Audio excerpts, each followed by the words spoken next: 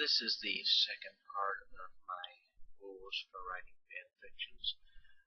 Since I gave the first four in the first part, I will start with rule number 5. And that is basically keep in character. When you're dealing with an established character in whatever fandom you're writing, you must keep in mind what is established for that character. More important, you must keep in mind what is established at the point you are deviating from the main storyline from. For example, say you decide to write a Harry Dresden fanfiction, and you're doing it set before the 4th book, but after the 3rd book. The 3rd book introduces the character Thomas Wraith, who is a white vampire or an incubus. You could write him that his interactions with Harry are basically using Harry, but in the 6th book it is revealed that Thomas is Harry's half-brother, which literally changes things. While you may deviate from the storyline and say that Thomas is manipulative, you would have to incorporate in the facts that Thomas is related, since the author reveals that. Of course, since you've deviated from the storyline, you have to make the reason plausible. As I say, you should keep track of the series and keep track of what you've done with the character. Because with Thomas in this case, Thomas being Harry's brother, the manipulation end would have to lessen if you decide to go that route. So as I say, keeping in character is, well, somewhat important. My 6th rule, keep in tune with the genre and the series. This is so important in many ways. The mysteries have to keep those elements in play, such as keeping certain identities secret. When I was writing the first few stories of a series called Learning Gen X Style, I kept an identity of a spy secret until I wanted to reveal it, because literally I wasn't too sure which character was going to be the spy. And even at that, you could surprise somebody who's expecting, oh, this person's going to be the spy, this person's going to say, what?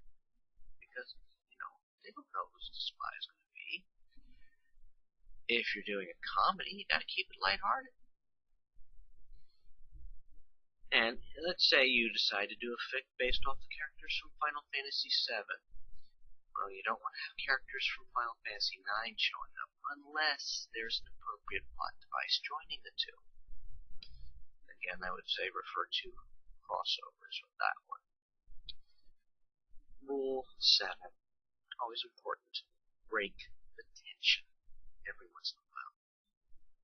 This is more for drama, mystery, action, or horror. Every once in a while you need to throw in a lighthearted moment, or even a dark humor moment. If you don't,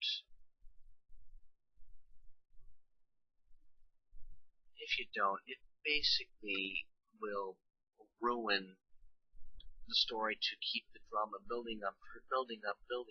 Tension does get to a reader. You would not believe, and I'm not the only one, who probably would get upset when reading through Harry Potter's 5th book, and even knowing what's going to happen, I still get myself, it still aggravates me,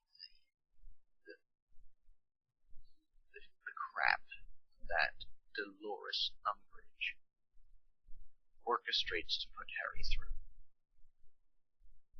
It is not surprising that so many people who are fans of Harry Potter despise Dolores Umbridge. I mean, she makes you feel sympathy for Voldemort. But that's where the lighthearted moments come in. After Harry gets off from trial, they're all celebrating, dancing around the table, chanting, "He got off! He got off!" It's It's a lighthearted moment. It's needed to break the tension. If you forget that, you're going to get readers so frustrated they might decide to up and stop reading because they don't know. They don't know when it's going to end, and they can't take much more. Rule 8.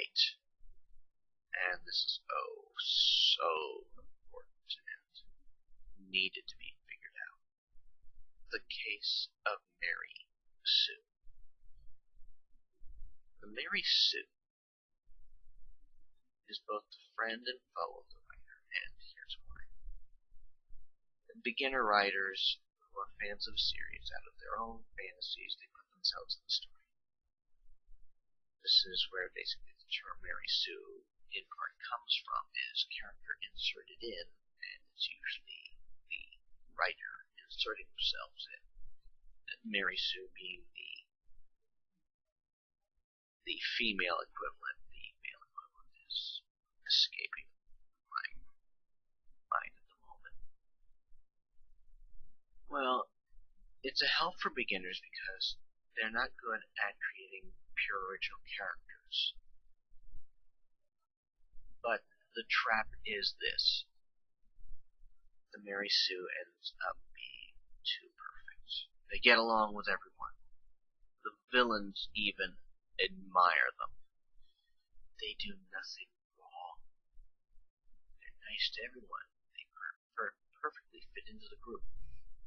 This is the bad thing. My own character of Richard Cale, he is, for all intents and purposes, a Mary Sue. He was created when I first started writing Generation X fanfiction. I had based his outward appearance on mine, and some of his characteristics are mine as well.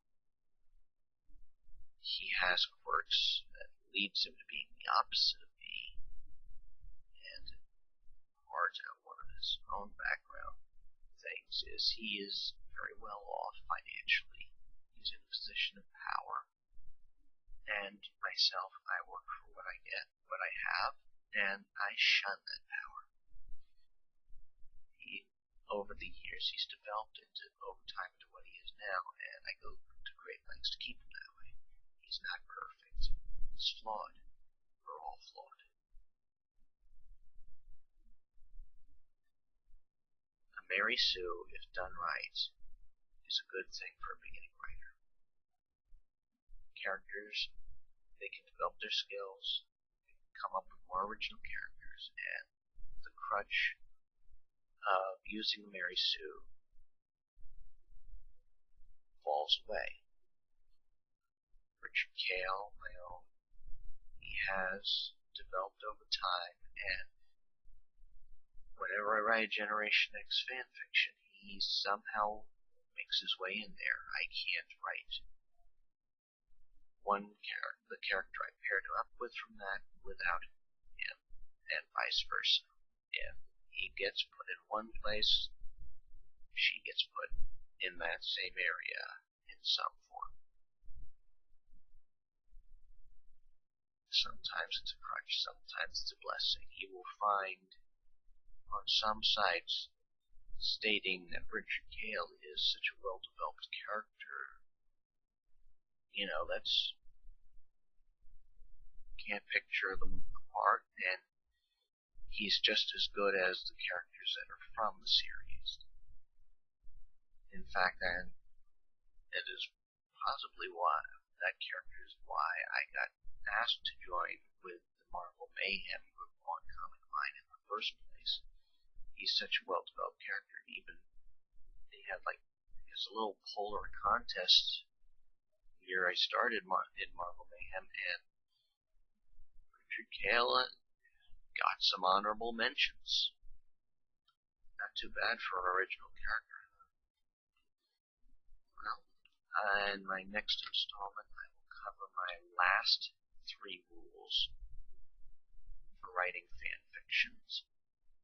And I hope you've been enjoying these so far. If you have, please subscribe, and maybe I'll be able to do more stuff, go on about some of the things that inspired some of my stuff, and what has been the basis of some of my fics. Thank you.